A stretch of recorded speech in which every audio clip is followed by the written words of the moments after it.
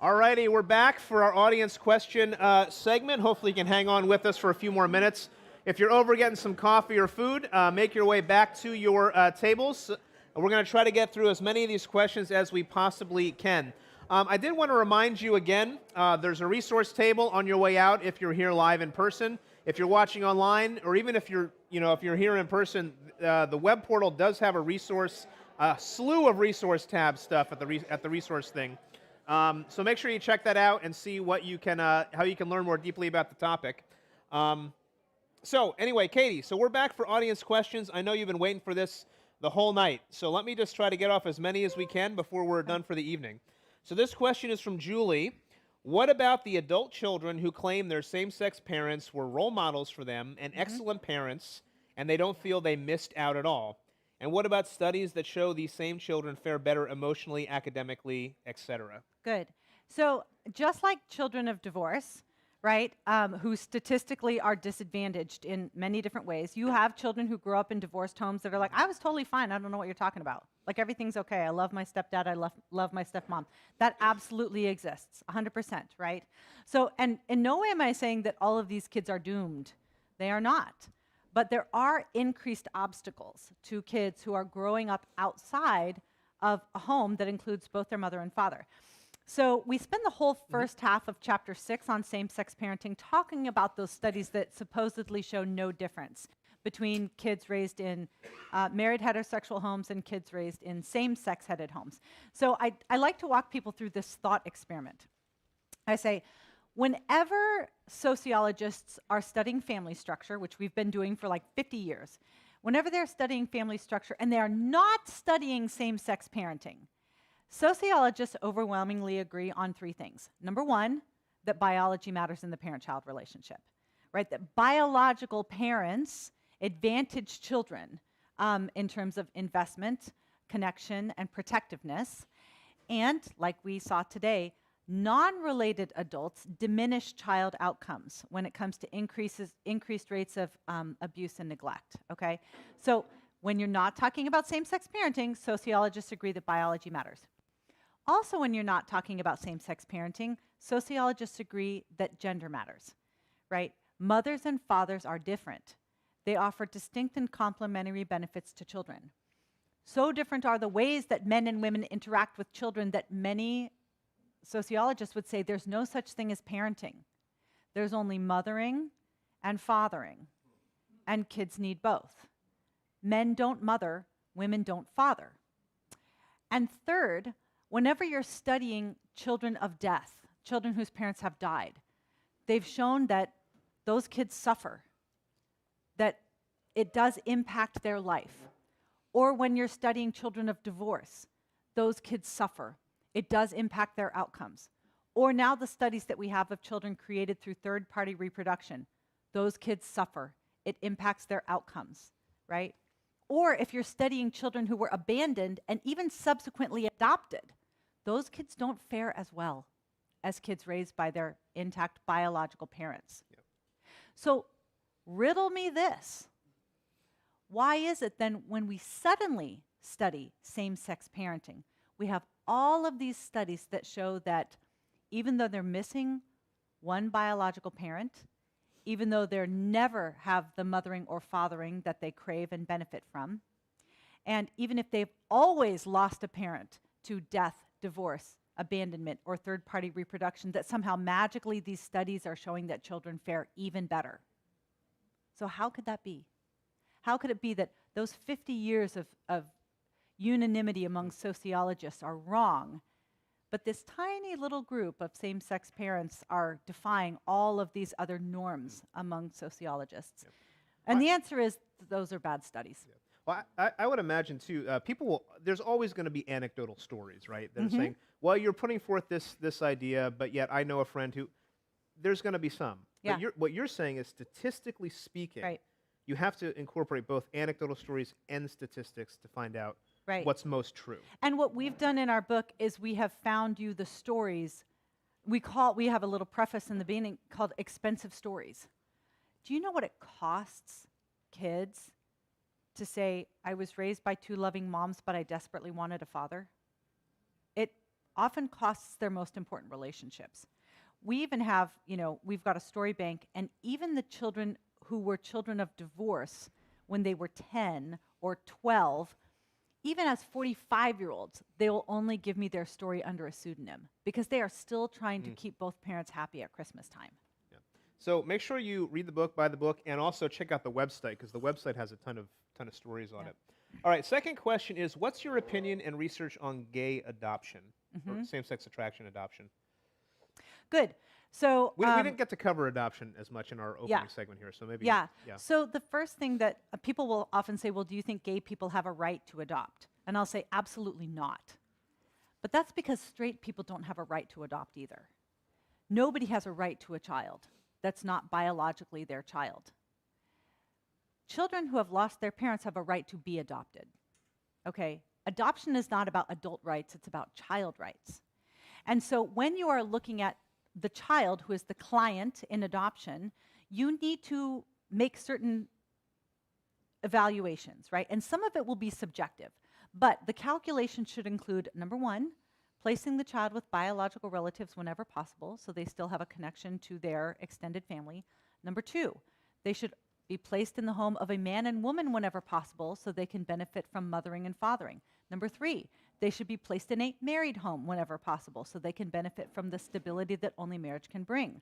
Number four, they should be placed in a home where they don't have to lose their siblings if it's a sibling group that needs to be placed. Number five, they need to be placed in a home that can handle their special needs, right? Sometimes children, especially older children from foster care or children who are coming from overseas, have extreme special needs that not everybody can handle. And so a good social worker and adoption agency is going to go through these factors and place the child with the best home for them, not the one that's going to make adults happy. So sometimes that's going to be a gay couple. Sometimes the gay couple might have a biological relationship or be able to take care of the special need. And for Christians who have a problem with that, I would say, go adopt. Go adopt. And I'm not kidding. Because there is especially for there's no shortage of people that want to adopt white drug-free infants. There is a shortage of people who are willing to take on the most unlovely of children in the world. And if you have a beef with social workers placing those kids with same-sex couples because they've been passed over by heterosexuals, the answer is you go adopt. All right, here's another question about what about adopting the leftover embryos from IVF? I know a couple who did this to save frozen embryos. Are there issues around this? Yes, there are issues around this. So the American Reproductive Center, like the official reproductive arm of the medical world will tell you that when you have leftover embryos, you've got 4 options. Number 1 is thaw and discard. Number 2 is donate to research. Number 3 is, they give you 3 options. Number 3 is donate your embryos to somebody else, okay? And when you're talking about embryos that are frozen, there's no way to talk about this in a way except in terms of property rights, okay? And so a couple years ago when the state of Virginia was overhauling their parenthood laws because they were legalizing commercial surrogacy and redefining parenthood, for the first time since slavery, Virginia deemed an entire group of people property, and that was frozen embryos, okay? And so we are talking about the commodification of children in a way that we have not seen since we fought our Civil War. So those are the 3 options for leftover embryos. All of those options violate children's rights. There is a 4th option that is not listed there, and that is implant that child in your womb because you made them and you are their parents. They are not commodities to be swapped and traded or given away or donated to anyone else. Those are your very real children. And so if we have this mentality that, well, we've got to, it'll kind of be expensive, we'd have to move or buy a bigger car or whatever it is, I think we're done. We only planned on having to. No, those are your children. You made them. You have an obligation to them. Now, there are very, very rare cases where maybe the mother has died or it's now 15 years later and it really would be a huge medical risk for her to carry the pregnancy or whatever. In that case, obviously, not embryo donation, but embryo adoption would be the most child-friendly course of action. Embryo donation is just here, have some kids. embryo adoption, there are very few embryo adoption agencies in the country that actually treat this like an adoption, where they don't just hand over the babies to whoever's going to purchase that lot of them. They actually screen adoptive parents. And the biological parents can interview and they can work out an agreement for maybe open adoption. And so the child can go and ask the biological parents or know the biological parents or that kind of thing. So in that case, that is the most humane option. But I've spent some time in the book interviewing other children created through third-party reproduction, and they talk about how mind-blowingly hurtful and bewildering it is going to be for those children, right? To see that their full biological siblings are 8, 10, and 15 years older than they are. And why did their biological parents keep them but not me? And not because of an adoption situation, traditional adoption, where there obviously was some very clear hardship. What was it that it's going to be an ethical mess. It is the least destructive path, but it is not something to go into thinking this is going to fix everything. You know, Stephanie Connors, the one book that she wrote, opens up with a story about somebody who had hundreds of half-siblings because there was one person who gave hundreds of times, donated. That's right. And I was trying to wrap my mind around what it would be like for me to have hundreds of children out there that I do not know and have no connection to. Yeah, we have there's a story on our website by a woman named Ellie who didn't know that she was created through sperm donation until she was in her 30s. And then she went through a massive identity crisis. And then she realized, oh, I've got half siblings. Oh, wait, I've got dozens. Oh, wait, maybe I have hundreds. And many of them probably live right in my area. And many of them, like me, probably didn't know that I was donor conceived. Thank God I did not marry them. Not only that, my children now have hundreds of first cousins, many of whom don't know that their father was or mother was conceived through sperm and egg donation.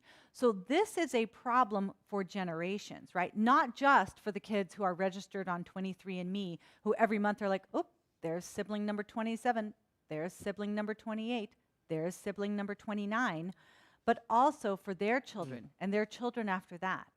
So, like, we are messing, there's a gentleman named Nicholas Eisel who writes for me occasionally, who was created through what is known as the Genius Sperm Bank, which originally was supposed to be a sperm bank just for Nobel Prize winners.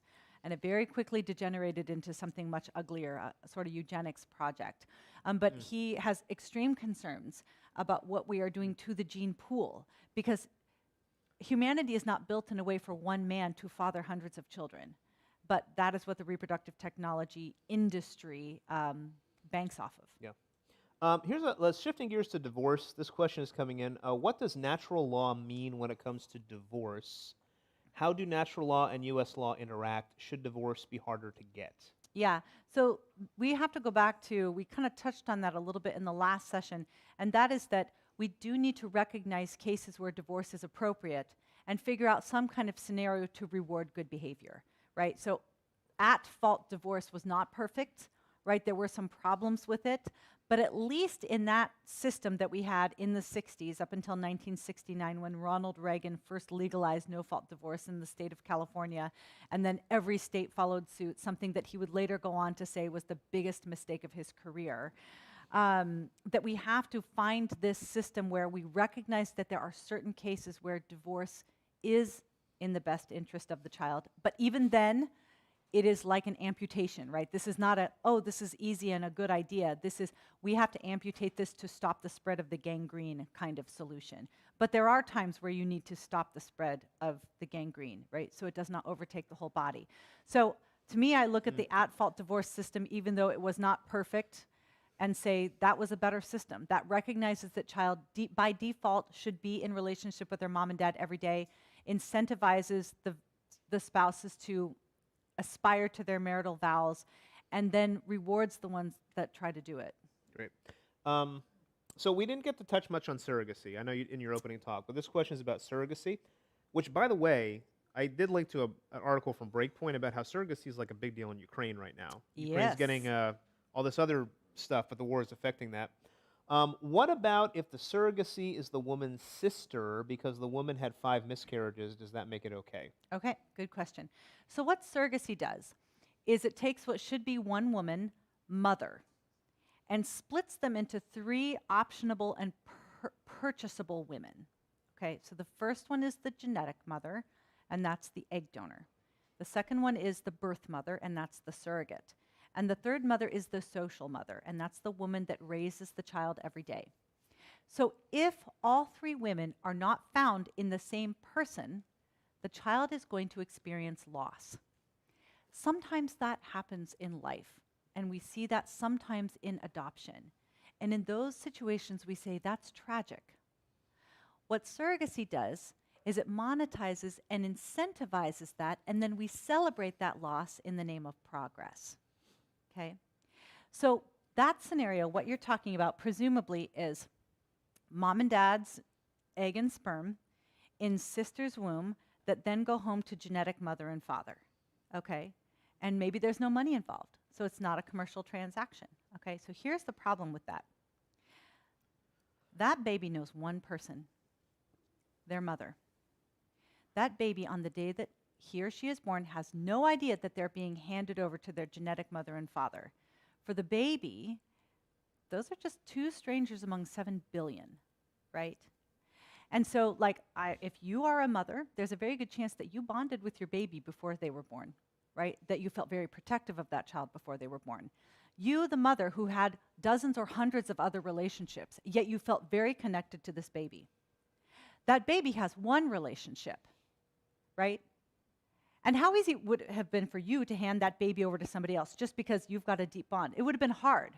But we expect the baby who has no other relationships to be able to just cut and go. No, absolutely not. And I'll give you a quick illustration.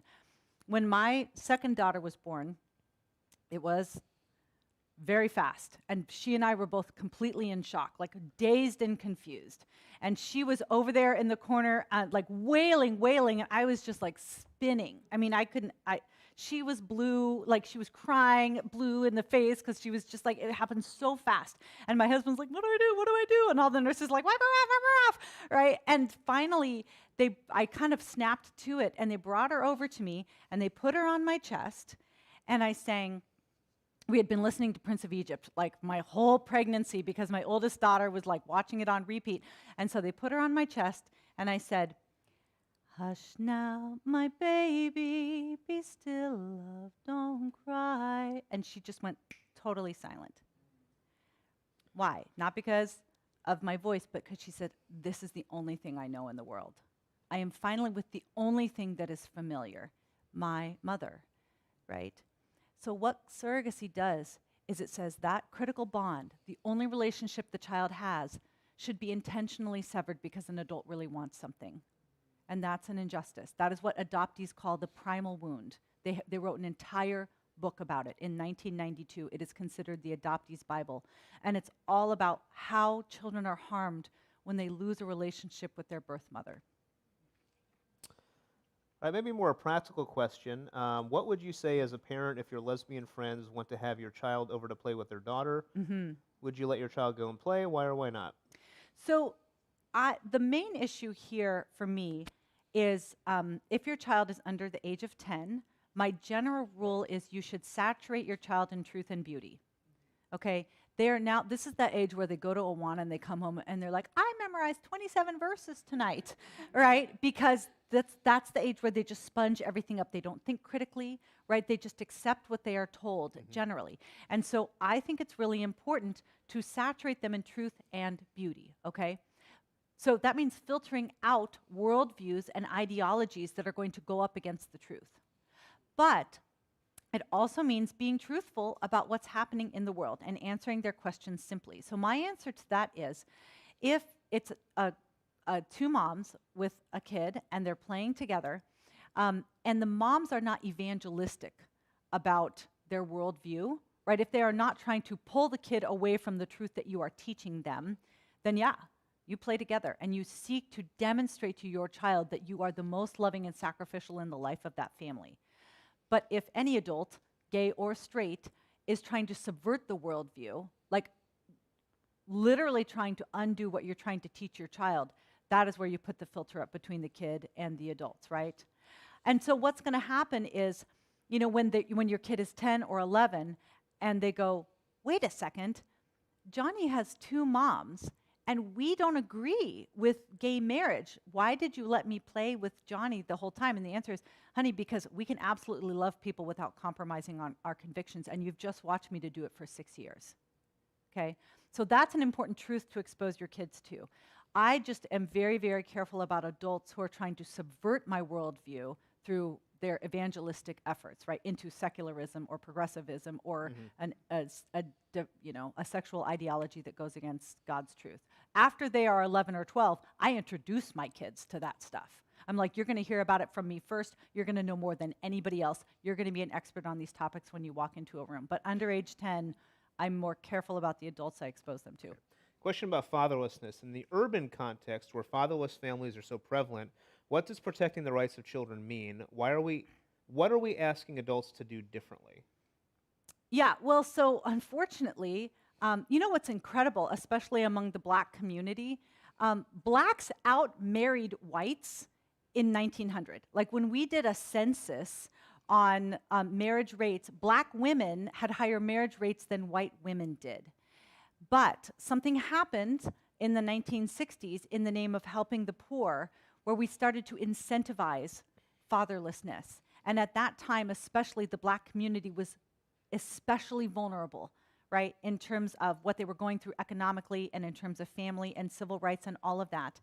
And so what we did is we took this area where there was a widening gap in the Black community of father loss, and we ripped it wide open, right? That in 1965, 25% of Black children were born out of wedlock. Now it's 71%, right? So what you incentivize, you get more of. And our government, and this is not me talking, this is Thomas Sowell, right? Thomas Sowell, the famous Black economist, said, the Black family survived hundreds of centuries of slavery, several decades of Jim Crow, but they could not survive the liberal welfare state. And so we need to start structuring our policies that incentivize father involvement. And what's so interesting is Black dads actually, when they have access to their children, spend more time with their kids than white dads do. So this is absolutely not a statement on the capacity for Black men to father. It's that we have incentivized their absence. So government policy has to start making it beneficial financially for them to be involved in their kids' lives. So last question, just for the sake of time, last chapter of your book, and this was a question. How do you defend and promote children's rights? Okay, good question. Feels like a setup. Maybe Just in I wrote general, that in. them before No, us. I didn't. So this is what I tell people is, you have to become an expert, right? You've probably heard things here that you're like, oh, I didn't think about that. Oh, but that really matters, right? And the truth is, the people around you probably aren't thinking about it, but also believe that it really, really matters. So what is the answer? The answer is you need to know more about this than anyone else. You need to become an expert on this. And then you need to be there to answer questions when they come up. And here's the terrible thing. Nobody's going to do this but you. No one's going to do this but me. I didn't start this organization because I'm like, I've got a degree in, sociology. I have a lot of experience in this. I didn't, right? I thought, who am I to do this? And the answer is, I guess I'll do it because the politicians don't have the guts. The academy has been captured. The education system is completely against us. Entertainment will do anything to make a buck, and right now making a buck means trumpeting modern families. There is nobody that is going to defend kids except you, and they are worth it. But that means that you need to know more about this than anyone else. So that's one reason we wrote the book, is we put all of the best studies all in one place. We broke out the table of contents in detail so that when you're in a conversation about marriage and somebody's like, oh, well, if you oppose gay marriage, that's the same thing as opposing interracial marriage. You can be like, oh, I know that there was something in the book about that, and it's right there in the table of contents. Is opposing gay marriage the same thing as opposing interracial marriage? You can be like, oh, let me come back to that. No, actually, the thing is that interracial marriage, kids still get both their mom and dad. They get both a Black heritage and a white heritage. They lose nothing. But in same-sex marriage, the kid loses half of their heritage and all of their mother or father. So it's really two totally different subjects, right? Like we have put it in there because we have they have asked the bigot, and the bigot has answered, right? And I put all of the answers in the book because I've been around this block a bazillion times. So there are answers for all the questions you're getting. We also have a free PDF study guide. So if you feel passionate about this, you read the book and you're like, I just want to get 5 friends together, email us and we'll send you the free study guide and you can have a conversation, with some people about this. So that's the main thing is I just think that you should know more about this than anyone else because there are very real kids that need to be defended. Well, I could sit here and talk about this for a long time. Unfortunately, we're at time, and so I'm just going to simply say, Katie, thanks for joining us for the Underground Sessions. It was really a pleasure. Yeah, thank you. All right. Katie said she's willing to hang out for a little bit post-event if you have other more specific questions we didn't get to. Sorry if I didn't get to your question. I did my best to group them together. Also, on your way out, make sure you check out her book. The others are the resource table. Don't forget to stop by the Colson Fellows and First Choice table. If you are participating, there's one more survey question in the web portal. So even if you're here in person, please go fill that out because I had a couple questions about how we can follow up with this, and we would love the chance to do that. So, Katie, Good. thanks so much. Thank you so much. Yeah, we're glad you were here. Great.